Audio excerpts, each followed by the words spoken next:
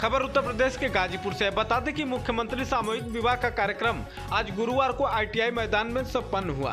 DM R K Akhouri ने बताया कि मुख्यमंत्री सामूहिक विवाह समाज की कुरीति दहेज प्रथा पर प्रहार है। बेटियां बोझ नहीं बल्कि किसी भी परिस्थितियों में खड़ी रहती हैं। वहीं डीएम ने बताया कि सामूहिक विवाह में 165 जोड़े ने जयमाल के साथ सिंदूरदान और वैदिक मंत्रोच्चारण के बीच साथ अग्नि के फेरे लेकर विवाह संपन्न कराया गया। देखें ये रिपोर्ट। गाजीपुर से नीरज यादव की खास रिपोर्ट। हव्यदान और अपने साथ रखना स्वीकार करें तो मैं आपके वाम भाग में आऊं। तीसरे वचन में मेरी सहमति से स्वीकार करें तो मैं आपके वाम निदध्या वांग मायादि तदा तुदीयं जगाद कन्या वचनम चतुर्थम। हे वरानने, अन्न और धन जो कुछ भी आप कमा करके लाएंगे उसे मेरे हाथ में है। देवालयानां तडागकूप वापी दद्या यदि पूजिये था वांग मायादि तदा तुदीयं जगाद कन्या। प्रतिष्ठान बनावे तो उसमें पूजन आदि कर्मों में मुझे साथ रखना स्वीकार करें।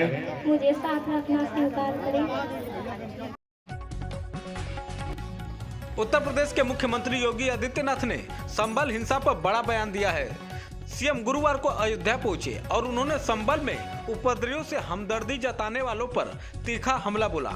सीएम योगी ने यहां रामायण मेले का उद्घाटन करते हुए कहा कि संभल, अयोध्या और बांग्लादेश में हिंसा करने वालों का DNA एक है। सीएम योगी के बयान पर सपा सांसदों ने पलटवार कर दिया। देखें ये रिपोर्ट।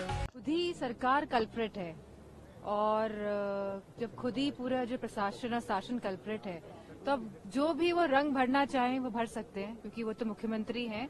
लेकिन आज भी हमारे उत्तर प्रदेश में जो सौहार्द है जिसको लगातार बिगाड़ने की कोशिश की जा रही है भारतीय जनता पार्टी द्वारा, और वो इसलिए की जा रही है तो कहीं ना कहीं जिस तरह से उपचुनाव के नतीजे रहे हैं और जिस तरह से चुनाव में धांधली हुई है, कहीं लोगों का आकर्षण, लोगों का ध्यान उस तरफ ना चले जाए, इसीलिए संभल वाली घटना को अंजाम दिया गया है। लेकिन आज पूरा उत्तर प्रदेश तैयार है, वो समझ रहा है कि जो मौजूदा सरकार है वो रोजगार के मुद्दे पे बात नहीं करेगी, वो आरक्षण के मुद्दे पे, वो महिलाओं की सुरक्षा के मुद्दे पे, हमारे किसानों को जिनको DAP नहीं मिल पा रही है। आज महंगाई कितनी है, दिसंबर का महीना है जहां आज सभी खाद्य पदार्थ, सब्जियां इतनी महंगी हो रही है, तो कोई इस तरफ ध्यान नहीं दे रहा है और लगातार जो स्टैंडर्ड ऑफ लिविंग है लोगों का लगातार घटता जा रहा है। देखिए, लगातार इस तरीके से वो टारगेट करके जो माइनॉरिटी पर अटैक करते हैं, मेरे ख्याल से वो बहुत गलत है। और जो संभल में हुआ है और जिसको वो 500 साल पहले से जोड़ रहे हैं, तो उस वक्त राजशाही शासन हुआ करते थे। अब हमारे यहाँ लोकतंत्र चल रहा है। अगर हम लोकतंत्र में भी वही रवैया अपनाएंगे तो हम में और उनमें कोई फर्क नहीं रह जाएगा। तो आज डेमोक्रेसी है, हमारे पास कॉन्स्टिट्यूशन है, कॉन्स्टिट्यूशन के आधार पर देश चलना चाहिए। तो वो जिस तरीके से तानाशाही की तरफ जाना चाह रहे हैं तो ये गलत है। उनको कॉन्स्टिट्यूशन का ध्यान रखना चाहिए। देखिए, ये तो उनके अपने हालात हैं जो वो बता रहे हैं, और हमारा परिवार PDA है और PDA ने ही उत्तर प्रदेश में भाजपा को हराया था लोकसभा चुनाव में, और आगे भी जो PDA का परिवार है मजबूती से इन तानाशाहों का मुकाबला करेगा। और रही बात अयोध्या की, तो इस बार उन्होंने वहां पर चुनाव इसीलिए नहीं होने दिया क्योंकि वहां पर ये दोबारा हारते।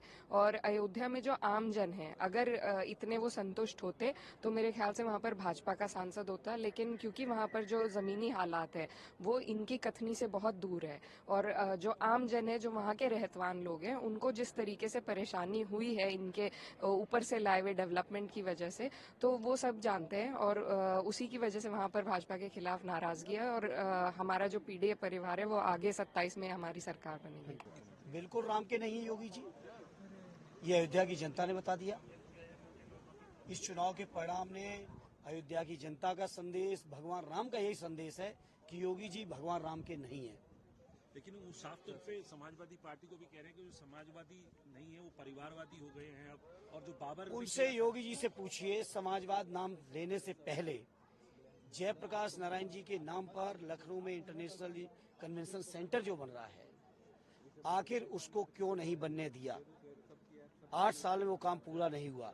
जयप्रकाश नारायण जी की जयंती पर उनकी मूर्ति पर माल्यार्पण नहीं कर पाए, उसके लिए पूरा का पूरा फोर्स लगाने वाले लोग समाजवादी महापुरुषों के बारे में कम से कम बात ना करें। और संभल पे जो आपको कहा उन्होंने जो 500 साल पहले जो बाबर ने किया, तुलना जो है बाबर के वक्त की और योगी जी से कहेंगे कि मानसरोवर पे चला जाए।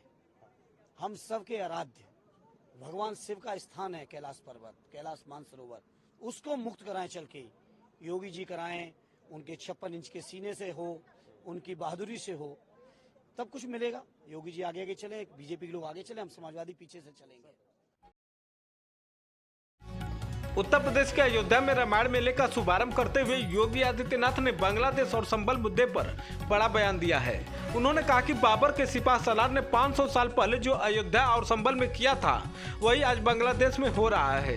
इन तीनों की प्रकृति एक है, तीनों का डीएनए एक जैसा है। उन्होंने सपा पर निशाना साधते हुए कहा कि बिना अपराधियों और गुंडों का संरक्षण पाए इनकी स्थिति वैसी हो जाती है जैसे बिना पानी के मछली। देखें ये रिपोर्ट। उत्तर से लेकर दक्षिण तक पूरे भारत को जोड़ने का जो कार्य उस कालखंड में भगवान राम ने किया था, समाज को जोड़ने का कार्य, सामाजिक संगठन के माध्यम से राष्ट्र की एकता और अखंडता को। कृष्णकंधा का राज जीतते हैं, लेकिन राज्याभिषेक सुग्रीव का करते हैं।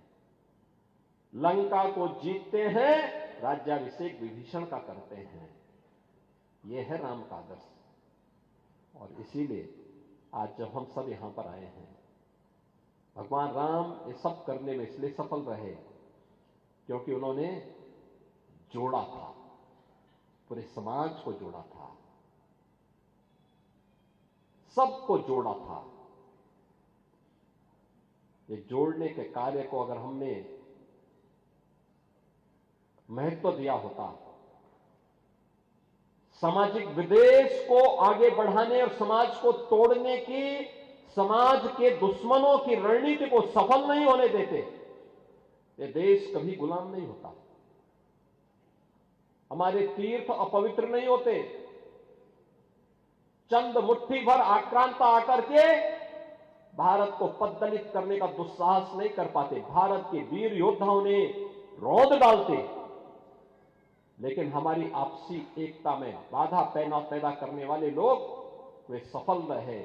और उन्हीं के जो जीन्स है वे आज भी हैं, जो जाति के नाम पर राजनीति करके सामाजिक ताने बाने को छिन्न भिन्न करने का प्रयास कर रहे हैं। दुश्मन बगल के देश में किस प्रकार का कृत्य कर रहे हैं, याद रखना। किसी को अगर गलतफहमी हो, 500 वर्ष पहले बाबर के एक सिपह सालार ने जो काम अयोध्या में किया था, जो काम संभल में किया था, और जो काम आज बांग्लादेश के अंदर हो रहा है, तीनों की प्रकृति, तीनों का डीएनए एक जैसा है। गलतफहमी में मत रहना। अगर कोई ये मानता है कि वो बांग्लादेश में हो रहा है, तो यहां भी बांटने वाले तत्व उनके लिए बेट बन करके खड़े हो रखे हैं, पहले से खड़े हैं। वे समाज के सामाजिक ताने बाने को छिन्न भिन्न कर रहे हैं, सामाजिक एकता को तोड़ करके, आपको बांट करके फिर काटने का और कटवाने का पूरा इंतजाम भी कर रहे हैं। ये बांटने वाले लोग, बहुत सारे लोग ऐसे हैं जिन्होंने दुनिया के तमाम देशों में प्रॉपर्टी खरीद करके रखी हुई है। यहां संकट आएगा वहां भाग जाएंगे, मरने वाले मरते रहेंगे, यही करेंगे लोग। और इसीलिए आप सबसे मैं कहने के लिए आया हूं,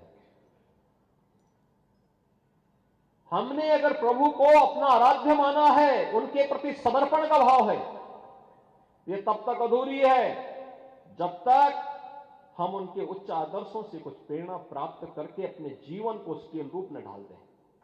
और उसके अनुरूप तैयार करना